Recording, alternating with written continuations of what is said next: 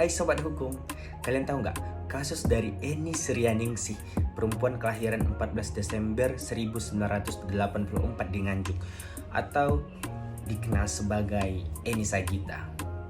Nah, beliau terjebak kasus hak cipta yang menyanyikan lagu oplosan ciptaan Nurbayan. Dan kasus ini terjadi pada tahun 2014. Pada awalnya, lagu oplosan ini yang diciptakan oleh Nurbayan dinyanyikan pertama kali pada tahun 2012 oleh Wiwi Sagita. Kemudian, puncak fenomena lagu oplosan ini terjadi pada tahun 2013 sejak dinyanyikan oleh Soimah, seorang pesinden dan artis di Indonesia. Akibat dari kasus yang dilakukan oleh Eni Sagita terhadap pelanggaran hak cipta lagu oplosan yang diciptakan oleh Nurbayan, beliau mendapatkan hukuman dari Pengadilan Negeri Kabupaten Nganjuk, 4 bulan penjara dan 6 bulan masa percobaan. Berdasarkan Undang-Undang Nomor 28 Tahun 2014 tentang Undang-Undang Hak Cipta, pencipta lagu oplosan memiliki hak eksklusif untuk menggunakan karya ciptaannya, termasuk di dalamnya hak untuk menerima royalti terhadap penggunaan karya ciptaannya, atau kita sebut sebagai hak ekonomi si pencipta.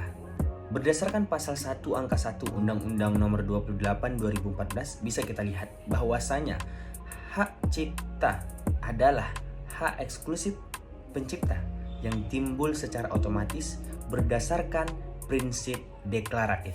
Dari sinilah bisa kita lihat bahwasanya lagu oplosan yang diciptakan oleh Nurbayan sudah mendapatkan perlindungan hukum sejak pertama kali dinyanyikan oleh Wiwi Sagita pada tahun 2012.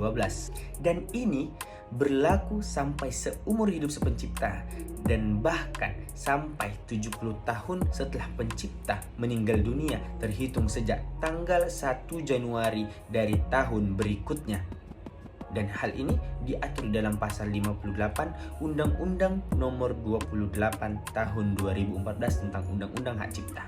Kalau kita merujuk di dalam pasal 1 angka 1 pasal 58 di dalam Undang-Undang Nomor 28 Tahun 2014, bahwasanya sudah jelas lagu oplosan yang diciptakan oleh Nurbayan ini sudah mendapatkan perlindungan hukum. Maka dari itu seharusnya Eni Sagita meminta izin kepada Nurbayan untuk menyanyikan lagu oplosan ini dan harus membayar royalti terhadapnya. Kalau dilihat juga di dalam pasal 113 ayat 1 Undang-Undang Nomor 28 Tahun 2014, bahwasanya setiap orang yang tanpa izin dari si pencipta atau pemegang hak cipta yang melanggar hak ekonominya maka akan dipidana paling lama 4 tahun penjara dan atau dikenakan denda paling banyak 1 miliar rupiah. Kemudian di pasal 113 di ayat 2-nya menyatakan bahwa jika pelanggaran tersebut dilakukan dengan skala komersial, maka pidananya bisa ditingkatkan menjadi paling lama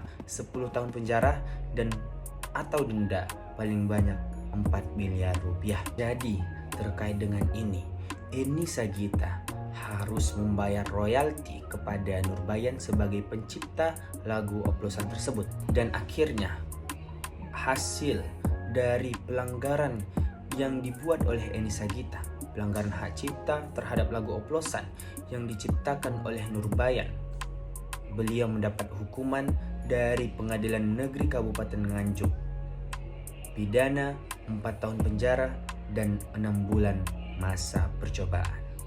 Dan inilah berupa analisis yang bisa disampaikan terkait dengan kasus Eni Sagita, pelanggaran hak cipta terhadap lagu oplosan yang diciptakan oleh Nurbayan pada tahun 2014. Terima kasih. Saya Fahrul Reji Panjaitan dengan NIM 23051015, mata kuliah Hak Kekayaan Intelektual. Saya pamit undur diri. Terima kasih.